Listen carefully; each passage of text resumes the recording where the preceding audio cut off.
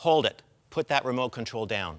I know what you're thinking. As soon as you heard my name or saw my face, you said to yourself, oh no, this is going to be depressing. This year, we aren't just going to talk about moods. We're going to discuss how God wants us to be emotionally healthy and free. We may at times even discuss feelings. Excuse me, sir, please sit back down. Yes, you do have feelings. Remember how you felt the last time someone stole your parking space? Those are feelings, sir. It's okay to talk about them. Now, I want to put all of you at ease in case you're feeling a bit uncomfortable about emotions. I realize that you're all just fine, but you know people who are really messed up.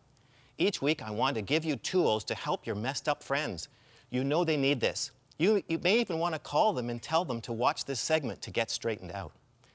I've been doing emotional recovery seminars for many years, and I've discovered that if we're going to be able to successfully learn and grow together this year, we have to keep one simple rule. When we are discussing different types of personality characteristics and behaviors, it doesn't matter how accurately I'm describing the person sitting beside you, there's to be no nudging. When I do describe them, just nod in a very pastoral way and say out loud, I know someone like that who really needs to hear this. They'll get the message. I don't want to shock you in our first session, but I've discovered that God wants us to be more than saved. He wants us to be saved and transformed. So our key verse today is this, Romans 12:2. Do not conform any longer to the pattern of this world, but be transformed by the renewing of your mind. Sounds good, doesn't it? But how do we do it? How do you renew your mind? Well, you fill it with God's truth to combat all the lies that you may have believed about yourself and others, and about God. In the coming weeks, we want to talk about all the truth that God has given us to destroy the stronghold of lies that so many of us have been living in our whole lives. Where are these strongholds or fortresses of lies located? They aren't just in our minds, or we could easily dispose of them. Matthew 12:34 says, for out of the overflow of the heart, the mouth speaks. The strongholds are buried deep in our hearts. It's what's in our hearts that determine how we think, speak, and relate to others. The contents of our hearts control our minds and how we think. To renew your mind, you need a transformation of your heart. This year, we want to talk about how God wants to transform our hearts, which will then transform and renew our minds. Do you want God to transform you?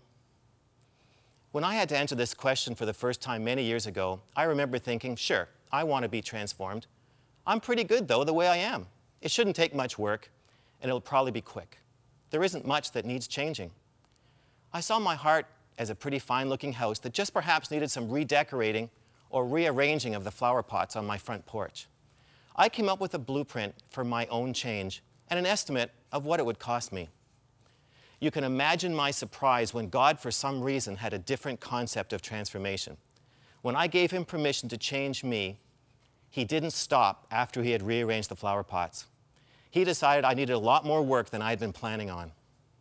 God didn't follow my blueprint for change. What was supposed to be just a bit of redecorating became a process more like this, what I call open pit mining. Yes, this is an actual photograph of me in the transformation process. God didn't just want to rearrange the flowers, but he decided to change the very bedrock of my heart and personality. This was no quick fix or Band-Aid solution. God led me and my wife through a process of heart transformation that changed the way we thought about ourselves, about others, and about God. In this process, we learned so much truth that it shattered our strongholds of lies, and it transformed our marriage, our relationships, and our walk with God. What I learned in this transformation process became the message of my book, Emotionally Free. In the coming weeks, I want to share with you the truth that God showed me that can heal and transform your heart and renew your mind. Do you want to be transformed? I hope you have the courage to say yes.